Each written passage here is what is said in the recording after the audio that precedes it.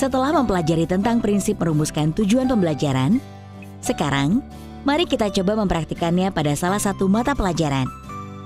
Pada video ini, kita akan praktik merumuskan tujuan pembelajaran dengan cara alternatif 2 pada mata pelajaran IPAS di fase B, yaitu mengidentifikasikan kata kunci pada CP yang berkaitan dengan kompetensi dan lingkup materi.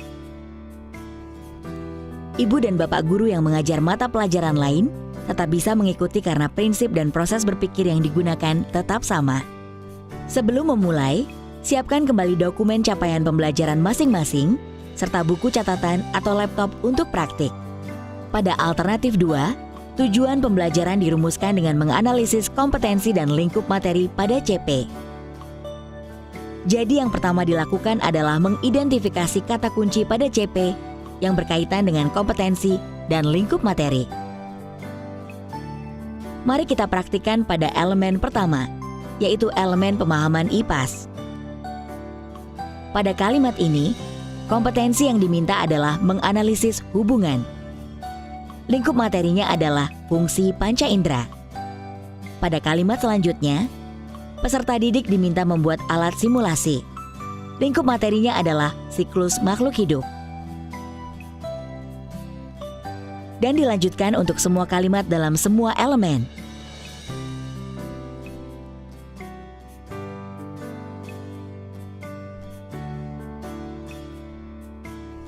Langkah kedua adalah mengelompokkan hasil identifikasi. Kita kelompokkan kompetensi dan ruang lingkupnya. Untuk mempermudah analisis, hasil identifikasi ini bisa kita tuangkan dalam tabel seperti contoh berikut. Pada contoh ini, CP diuraikan per kalimat. Karena dalam karakteristik mata pelajaran IPAS, setiap kalimat CP dapat memuat ruang lingkup materi yang berbeda-beda. Kita juga bisa mengelompokkan hasil identifikasi dengan ruang lingkup yang sama.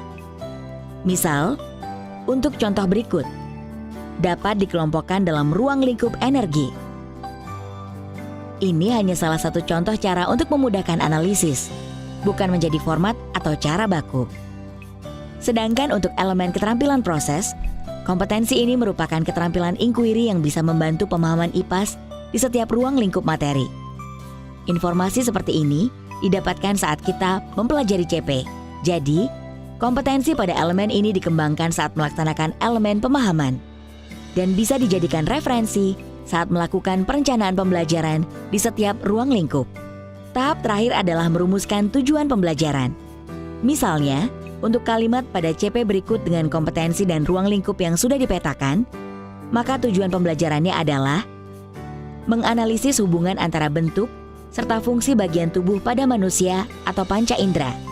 Namun ada kalanya saat merumuskan, kita perlu menganalisis ruang lingkup materinya lebih dalam.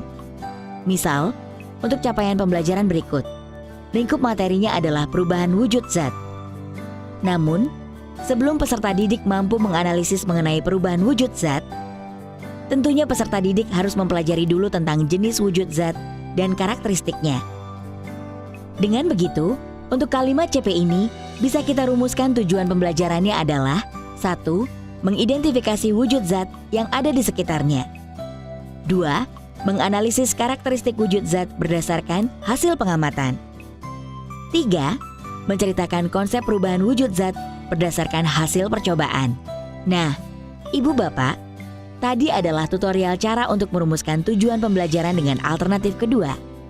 Mudah kan? Langkahnya hanya ada 3, yaitu 1. Mengidentifikasi kata kunci pada CP. 2. Mengelompokkan hasil identifikasi sesuai kompetensi dan lingkup materinya. 3. Dan terakhir, merumuskan tujuan pembelajarannya. Untuk memahami berbagai cara dalam merumuskan tujuan pembelajaran, ibu dan bapak dapat melihat referensi yang terdapat dalam panduan pembelajaran dan asesmen. Jangan lupa untuk memperhatikan juga kedalaman ruang lingkup materi dan kompetensi prasyarat saat merumuskan tujuan pembelajaran. Selamat mencoba!